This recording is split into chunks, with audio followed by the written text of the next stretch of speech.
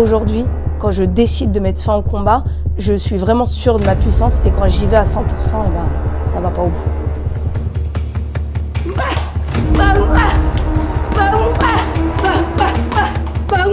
Lâche mon, non.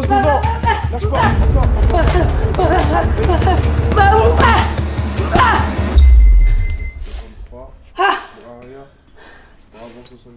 Je m'appelle Amina Zidani, je suis boxeuse professionnelle, mais je suis aussi en route pour les Jeux Olympiques de Paris 2024.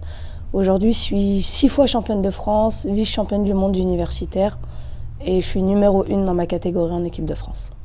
Alors je suis arrivée à la boxe vraiment par hasard. En fait, à 18 ans, je vivais une période difficile, donc je passais vraiment toutes mes journées à galérer et j'étais un peu en déprime parce que tu vois, quand tu as 18 ans, t'as tes amis, ils passent le bac et toi, t'as vraiment aucune visibilité. Bah, c'était assez compliqué cette période. Et à un moment, je tombe par hasard sur un documentaire de Mohamed Ali et donc dans lequel ils disent qu'il a une fille qui s'appelle Leila Ali et qui pratique de la boxe aussi. Donc je suis allée regarder, j'ai fait des recherches sur elle et quand je suis tombée sur ses vidéos, j'ai directement eu un coup de cœur pour cette femme. Même avant d'avoir kiffé la boxe, je l'ai vraiment aimée elle parce qu'elle était tellement charismatique sur le ring et elle m'a vraiment donné envie de lui ressembler et donc je me suis dit s'il faut passer par la boxe, eh ben je vais essayer ça. Franchement, dès que j'ai fait le premier entraînement, déjà, j'avais vraiment des facilités. Dès le début, on avait vraiment du mal à me croire quand je disais que c'était ma première séance de boxe ou c'est ma première semaine d'entraînement. Mais physiquement, ça a été plus compliqué. Hein. J'étais un peu en surpoids. Je courais 500 mètres, j'avais des crampes dans toute la jambe. Au début, c'était vraiment dur. Mais techniquement, je pense que oui, j'avais ces facilités assez naturelles.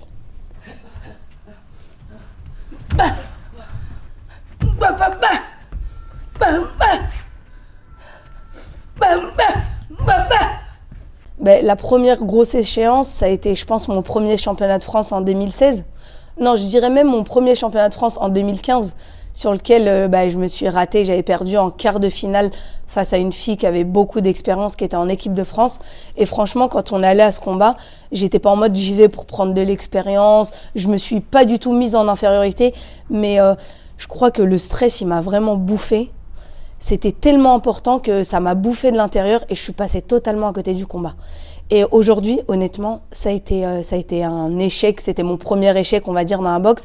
Et il a été très, très dur à digérer. Et je crois que c'est ça qui m'a permis de me dire, mais j'ai plus envie de revivre ça. En tout cas, en France, au championnat de France, je veux plus revivre ça. Ça m'avait fait très, très mal. Quand j'ai commencé la boxe, l'une des premières questions que j'ai posées à mon entraîneur, c'est quoi la compétition la plus importante en boxe? Parce que c'est inconcevable pour moi de faire un sport et de se donner à 100% si on fait pas de la compétition. Je suis trop compétitrice pour en faire juste pour le plaisir. Moi, tout de suite, j'ai envie de viser le top niveau, j'ai envie d'affronter les meilleurs. Et du coup, je savais que j'allais y arriver, mais en combien de temps et comment, ça, seul Dieu sait. Naturellement, on dit que j'ai un fort caractère. En fait, je me laisse pas faire, je me laisse pas abattre et j'ai toujours envie d'aller de l'avant. J'ai toujours envie de réussir tout ce que j'entreprends. Et c'est ça qui fait que quand j'ai perdu, j'étais pas en mode « Ah, ça me saoule, j'ai perdu, j'ai envie d'arrêter parce que la fille, elle était meilleure. » Mais j'étais en mode « Mais je vais revenir l'année prochaine. » Et ma parole, c'est moi qui aurai cette ceinture. Et c'est ça qui me donne envie aussi de travailler 2 fois plus parce que ça tombe pas du ciel. C'est bien d'avoir du caractère, mais derrière, si on se donne pas les moyens à la salle d'entraînement, eh ben, malheureusement, c'est pas possible. Qu'est-ce qui t'a plu dans la boxe? Je crois au début c'était vraiment le jeu d'échecs, d'escrime, de toucher sans se faire toucher. J'aimais les esquives, c'était vraiment quelque chose d'inné. Ou même à un moment donné, je suis arrivée à un certain niveau où on me reprochait de trop esquiver et de pas donner assez de coups.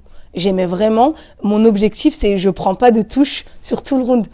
Et c'est vraiment ça qui m'a plu, c'est de provoquer l'autre, de jouer avec son adversaire.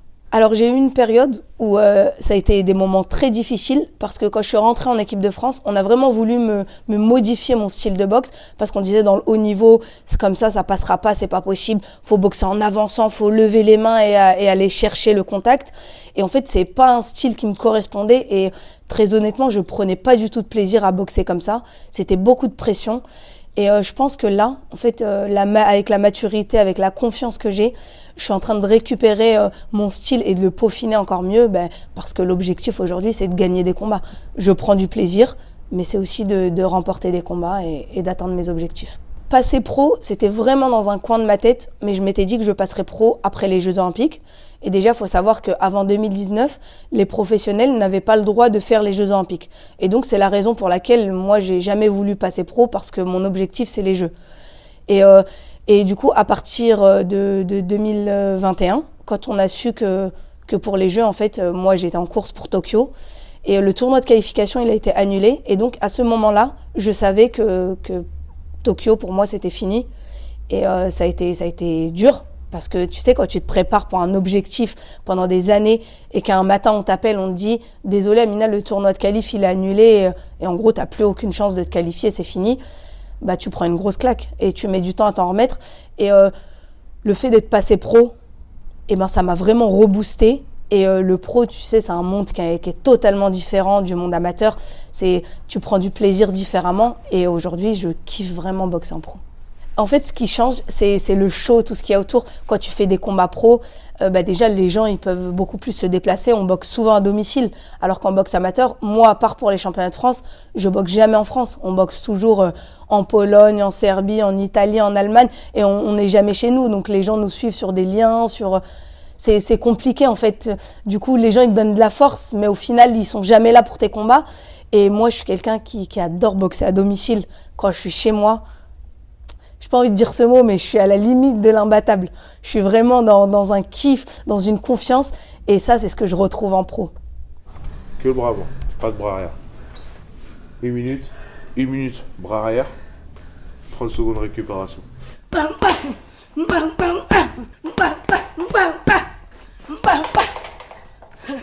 Après, c'est vrai qu'en professionnel, il faut savoir que chez les filles, ça peut aller très vite.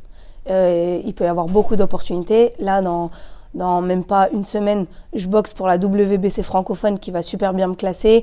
Je suis classée 12e box rec, j'ai que 3 combats. Et du coup, c'est vrai que parfois c'est alléchant et tu te dis qu'est-ce que je fais ? J'ai eu une période où j'étais dans un dilemme. Qu'est-ce que je fais ? Est-ce que je continue la course pour les Jeux, qui est mon objectif ? Et quand tu es championne olympique, c'est pas la même histoire, c'est quelque chose d'assez incroyable. Ou est-ce que je me consacre à la boxe pro ? Mais je vais rester pour les Jeux. Alors mon prochain combat, ça sera mon 4e combat professionnel. Je boxe pour la ceinture WBC francophone, donc il va me permettre de me classer dans la fédération WBC. Ce combat, il est très important pour moi parce que ça fait maintenant bientôt 1 an avec mon club du Havre, qu'on essaye de le mettre en place, qu'on l'organise.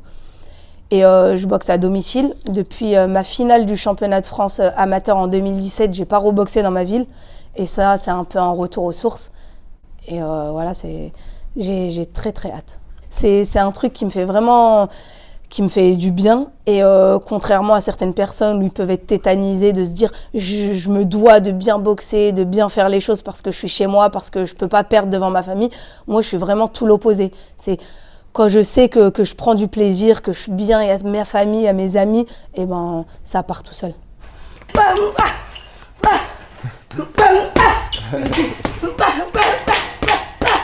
Bras arrière, 70.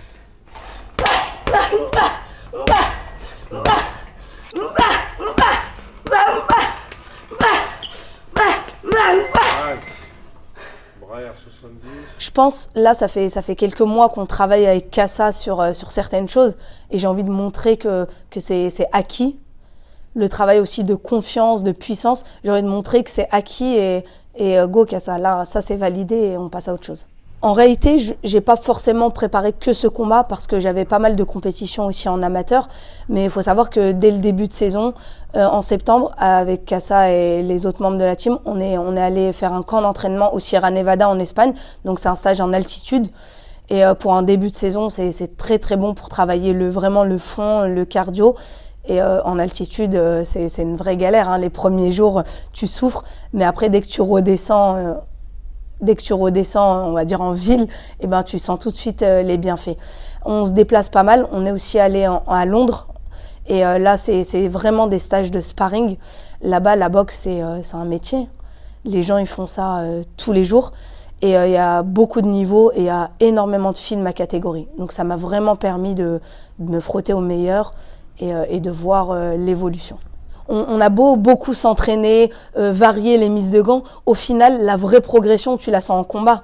Et là, mon combat que j'ai fait du 19 décembre, donc c'était mon 3e combat que j'ai fait au Canet, je rencontre une adversaire, certes, elle n'a pas énormément d'expérience, elle avait un combat, une victoire, et moi j'avais 2 combats, 2 victoires.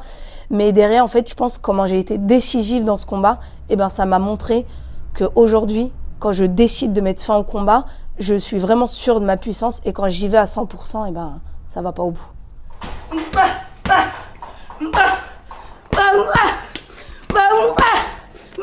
Pas récupérer, juste récupérer.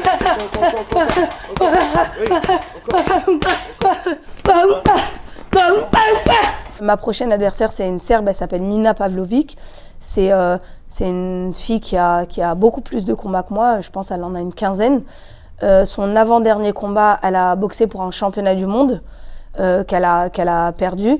Mais tu vois, c'est une fille qui a beaucoup de combats, elle a le vice du ring, elle s'y connaît très bien, donc il faut la prendre très très au sérieux. Et on a préparé ça très très bien, de la meilleure des façons. On a pu aller en Belgique mettre les gants avec les meilleurs, avec Delphine Persson qui est une boxeuse professionnelle très connue, elle a été championne du monde. Et voilà, en fait, quand tu rivalises comme ça avec les meilleurs, tu fais des sparring et en fait, tu arrives à jauger ton niveau. Et je me dis, on est vraiment pas loin.